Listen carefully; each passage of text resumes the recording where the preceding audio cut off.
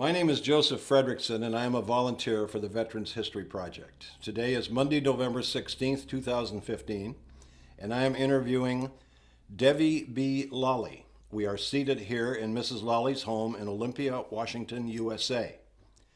Mrs. Lally is 85 years of age, and she was born on November 20, 1929. Mrs. Lally was 16 years of age and was living with her family near Hiroshima, Japan, when an American aircraft dropped a 5-ton atomic bomb on that city on August 6, 1945 at 7:45 a.m. Thank you for allowing me in your home today, Mrs. Lally. I was born in Kobe, Japan, and lived in Kobe until I was 16 years old, and I couldn't find my mother that day. They dropped the incendiary bomb in June 1945, and we had no place to go, so after staying with our friends for 2 months, my uncle from Hiroshima came to get us, and we went to Hiroshima City. Got there on August the 5th, about 4 or 5 o'clock in the evening, and my uncle went out and I went to bed. He came back about 3 hours later and wanted my mother to wake us up, and he wanted to take us to the island across from Hiroshima City. So we went there, and the next morning it was like an earthquake. The house shook.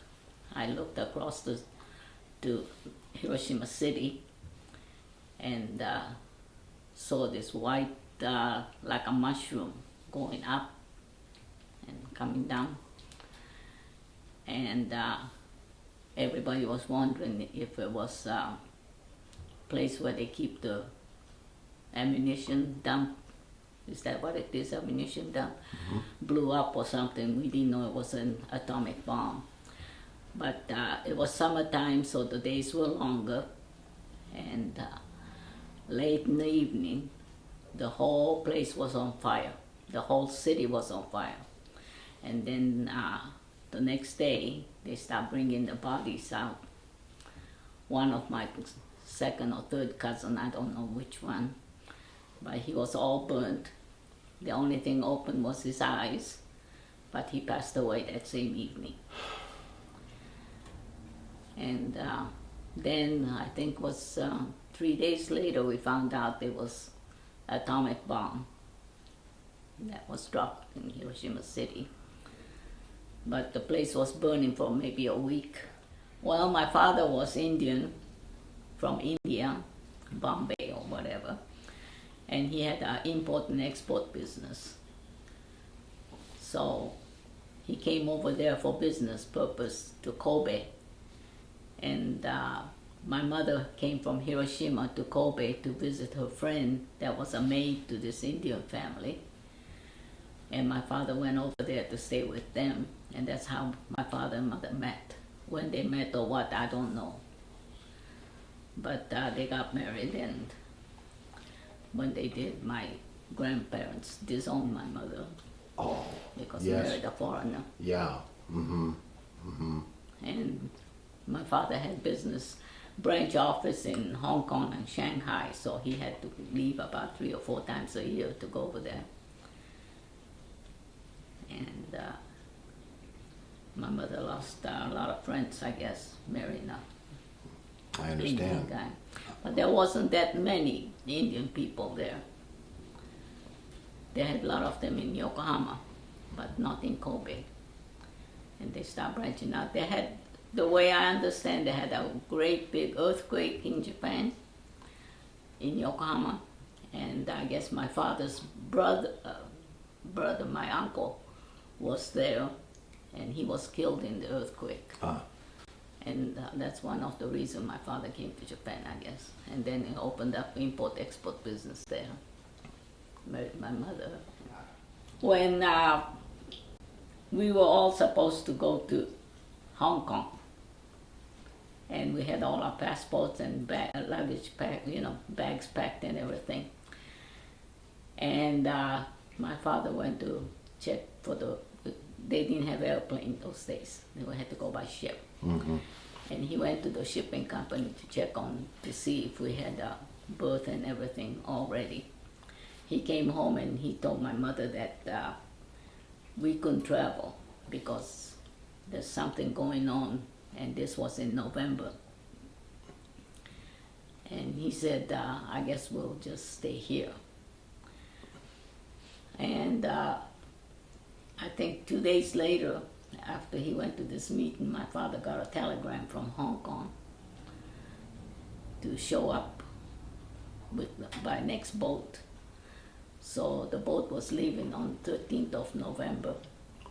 In fact, this last 13th Friday was 74 years since my dad left. Yeah, I was 1941. November 13th he left. A week later I became 12 years old. When my father made arrangements for all of us to go to Hong Kong, I know we all had a paper from the British consulate with our pictures on it and everything. Mm-hmm. And then when he was called to say that women and children cannot travel with him, he canceled it, and then he went by himself. But we were treated by the Swiss consulate. It's the one that gave us money every month to live on and all that stuff, ration and all that. And after the war, everything went back to normal till I think it was 1948. We got a letter from British consulate saying that we're stateless because we can't find. After 7 years, if the man is not found, so he had to catch this boat and went to Shanghai. And he was going to Hong Kong from Shanghai. After checking his business in Shanghai, the war broke out, so he got caught by the Japanese, and they put them all in concentration camp. All the Indians that had business in Hong Kong, they all had to close their business going to this camp. And they stayed there till the war ended. And after the war, we don't know if my father died or what. So we never did hear from him. When you, in the immediate days following that, mm-hmm. What did you and your family do? Well, we were all dumb. We didn't know what was going on. They were just bringing bodies to the island from the city, dead bodies, and I guess they're dead because they're blood. Anyway, we just started living in fear because we didn't know what was going to happen. And life went on. Life went on mm-hmm. for you. Mm. Well, as time went on, then, what was the effect it had on you and your family? Were you forced to move somewhere else, or you just tried to cope as best you could? What was that well, like? My grandfather owned a fishing village there, so we stayed there. And one day, a plane came by and dropped like a lifeboat, or what, I don't know exactly what it is, but there was a couple men with uniform on, and they came to the island, but nobody spoke English. So then the chief of police remembered that my grandfather had me there to talk, so he came over there and started talking, and right away the chief of police wanted me to go with him to translate. And my grandfather said no, unless my uncle could go with me. He wasn't going to let me by myself. So then after that I went there to translate, and about 2 days later they found American-born Japanese. Some of them from Hiroshima that was still, wasn't affected by the bomb, came over and helped translate. So, and chief of police hired me as an interpreter. And I stayed there for, I think it was about a month or so before the whole American troops moved in. Yeah, it wasn't too long after that the war ended. They had a naval academy there, Japanese naval academy on this island. So they made camp there, the Americans did. They did. And that was part of the first of the occupation Right. forces. In Hiroshima, this island. My. I was lucky enough to get a job as a translator, and American troops or soldiers were camped or whatever. They took good care of me, but my uncle had to stay with me so nothing would happen to me. It's my grandfather's motto. As long as you're there with her, nobody's gonna mess with her. So, I was getting paid by the Japanese chief of police, Japanese police department. But when the camp was full, I don't know how to say that, they had me on their payroll. So I left the chief of police office and moved into the camp. Go there in the morning and come. My uncle would pick me up in the evening, and I worked there. And I think I worked there for about a year. Then the whole camp moved to Kobe, Japan. So I went back to my old place where I was born.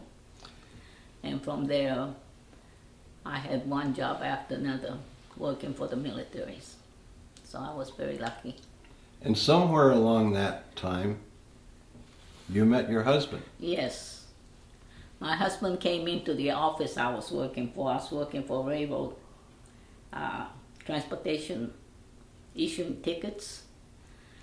And he brought his orders, came in there, and he looked at me and he says, I need some tickets for my men.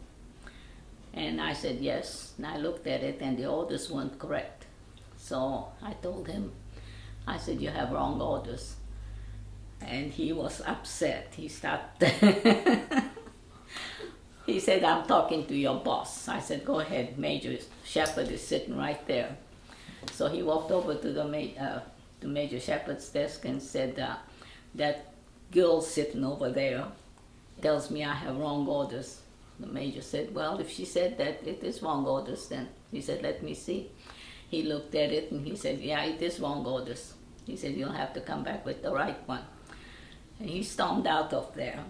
And he came back the next day. He says, see if this is the right orders. I looked at it and I said, yes, it is. I says, you'll have to wait about an hour before I get all the tickets written out. He says, well, can I take you to lunch after that? I said, sure. So I went to lunch with him and then we started talking and he kept coming over to see me every day. This was after your husband had been liberated. Yes. From prisoner of war camp in the Philippines, correct? From Philippines, they sent him to Japan, Himeji, Japan. That's city next to Kobe. And after the war ended, I guess, they shipped him home to, they shipped him to Texas, Fort Sam Houston Hospital. Mm-hmm. And I guess he had to recuperate there. And after he got well, they sent him back. They were supposed to send him to Europe. They made a mistake and sent him back to Japan. He wasn't supposed to be coming back to the place where he was kept as a prisoner. But he came back to Japan by mistake, and then whoever took the camp he went to said, well, since he's already here, we'll just keep him. So, now, he was, if I recall, he was a survivor of the Bataan Death March. Yes. The Bataan Death March. Mm-hmm. where was he serving when he was captured by the Japanese? Philippines. In the Philippines. And he was Corregidor. Corregidor. He was Yeah. at Corregidor. My, yeah. Well, we start going on dates and stuff. They were kind of strict because occupation weren't allowed to be friendly with the Japanese. And since I wasn't Japanese, all Japanese, I guess it was okay. They put a name on me like a foreign national. Oh, uh-huh. So I was treated as a foreign national. But he didn't let any of that get in the way No. of getting to know you better, did he? No, Mm-hmm. he didn't say anything. We were married 1952, July 27th. And he was there with you. He the was in time. Japan. And when was he discharged from the service, or did he make a career of the service? He made 31 years. He stayed in the military. He spent 31 years in the U.S. Army. He retired in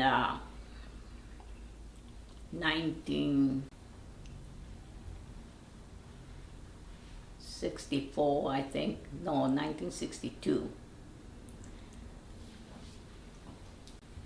I'm not very sure, but then they recalled him after the Vietnam War started. Oh, So he went back in.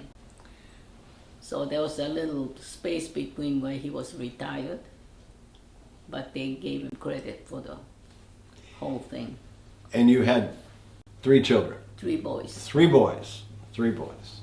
And they've gone on to... One went into the Air Force, the middle one went to Army, and the younger one went Navy. He was on, and they're all retired now. And they're all still with us today, and they're all retired. You All said retired. one of your sons is a physician. Yes, Mhm. middle one, the one who was Middle in the son. Army. He became a physician assistant. Think about those days living in Japan, and you were a teenager. You were a teenage girl.